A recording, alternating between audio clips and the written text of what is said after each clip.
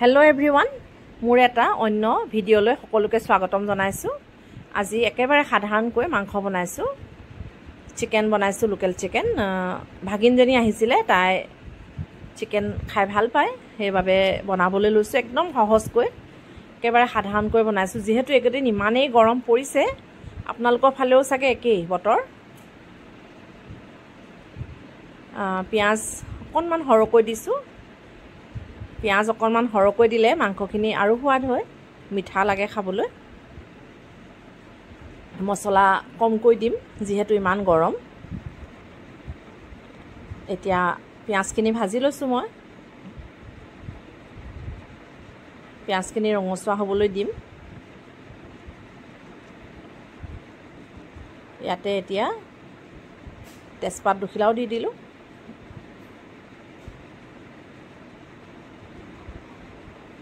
একেবাৰে সাধাৰণকৈ বনাইছো।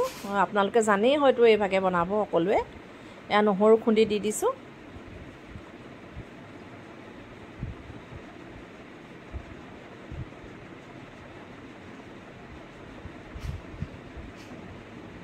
এতিয়া ইয়াতে সৰু বিলাহী এটা মই লৈছিলোঁ, সেয়াও দি দিছো।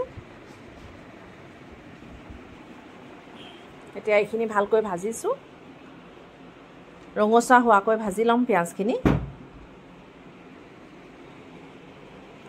জোখমতে নিমখ হালধি দি দিছোঁ। একচুৱেলি মই মাংস ৰেচিপিটো লৈ আজি অহা নাই আপোনালোকৰ ওচৰলৈ। মই আহিছোঁ আজি জিৰা ৰাইচ বনাইছিলোঁ, তাৰ ৰেচিপিটোহে আপোনালোকলৈ আনিছোঁ আৰু এইটোও লগতে দেখাই দিছোঁ। ছোৱালীজনীয়ে পোলাও, বিৰিয়ানী এনেকুৱাবোৰ খাই ভাল পায়। আৰু ইমান গৰম বাবে পাকঘৰত বেছি দেৰি সোমাই থাকিবলৈও ভাল নালাগে, সেইবাবে চিম্পুলকৈ জিৰা ৰাইচে বনালোঁ। তাই খুব ভাল পালে, সেইবাবে আপোনালোকৰ কাৰণে লৈ আহিছোঁ ৰেচিপিটো। এতিয়া এয়া মাংস আধা ভজা হৈছে আৰু ইয়াতে মই গৰম পানী দি দিছোঁ, কুহুমীয়া পানী। এয়া এতিয়া ঢাকি দিছোঁ। হৈয়ে গৈছে মাংস। আৰু এইফালে এটা কুকাৰত মই ঘিউ দি দিছোঁ। ঘিউ দি মই এনেদৰে ভালকৈ লৰাই দিওঁ কুকাৰটো, যাতে ছাইডত লাগি নাযায়, নহ'লে চাউলবোৰ বা পিঁয়াজ চিয়াজ দিলে এইবোৰ লাগি ধৰে। সেইবাবে মই এনেকৈ কুকাৰটো আকৌ এবাৰ লৰাই দিওঁ চাৰিওফালে। এতিয়া তেল দি দিম। তেলো জোখমতে দিব লাগিব। মোৰ চাউল আধা কেজি, সেইবাবে মই তেলো ডাঙৰ চামুচখনে 2 চামুচ হ'ব আন্দাজ কৰি লৈছোঁ। তাতে গোটা জিৰা দি দিম। যিহেতু জিৰা ৰাইচ বনাম, সেইবাবে জিৰা লাগিবই।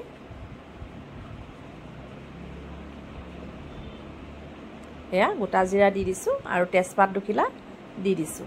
আৰু ইয়াতে মই চাউলখিনি প্ৰায় 10 মিনিটমান